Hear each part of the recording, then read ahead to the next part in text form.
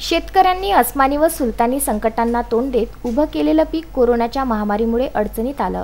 परंतु याही परिस्थितीत काही शेतकरी जिद्द, चिकाटी व परिश्रमाची पराकाष्ठा करत मार्ग काढत आहे। याची उत्तम उदाहरण म्हणजे अकोट तालुक्यातील ऊस उत्पादक शेतकरी श्याम बोरोकार। कोरोनामुळे रसवंती बंद पडल्यामुळे त्यांनी शेतातच गूळ तयार करण्यास प्रारंभ केला।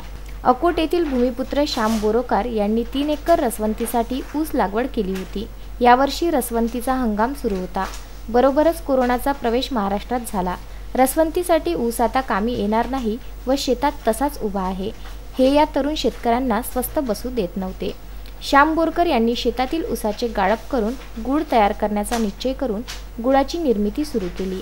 यामध्ये पारंपरिक पद्धतीचा अवलंब करत काटसावर, भेंडीच्या झाडाची साल, गाईचे दूध, जायफळ, विलायची याचा उपयोग करीत सेंद्रिय गुळाची निर्मिती केली। गुळाची चव स्वादिष्ट व पौष्टिक असल्याने त्याची मागणी वाढली आहे।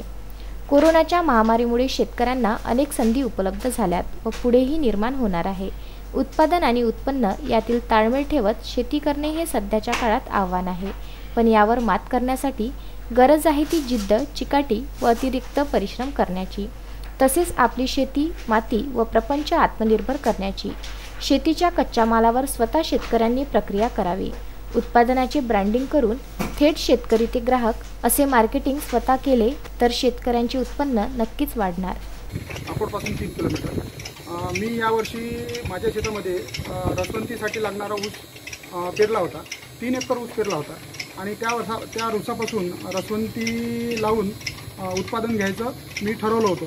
परंतु यावर्षी जी कोरोनाची जागतिक महामारी आली आहे त्याच्यामुळे सगळीकडे लॉकडाऊन झालं आणि त्या लॉकडाऊनमुळे सर्व रसवंत्या बंद पडल्या आणि त्या रसवंत्या बंद पडल्यामुळे माझा ऊस शेतात तसाच पडून राहिला। या ऊसाचं काय करावं या गर्तेत मी असताना मला दुसरा काही पर्याय सुचत नव्हता आणि डोळ्यापुढे एकच गोष्ट दिसत होती की आता हा ऊस गुराढोरांना चारा म्हणून वापरावा लागेल।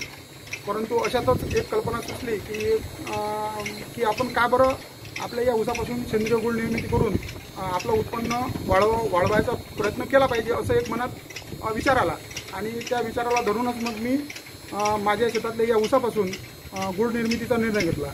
मी शेती करत असताना नेहमी माझा कल हा सेंद्रिय शेतीकडे जास्त असल्यामुळे मी सेंद्रिय गुळ निर्मितीचाच निर्णय घेतला आणि गुळ निर्मितीला सुरुवात केली। गुळ निर्मिती झाली आणि हा गुळ बाजारात विक्री करता उपलब्ध केला। गुरुदेव इसमोरे, विदर्भ न्यूज, तेल्हारा।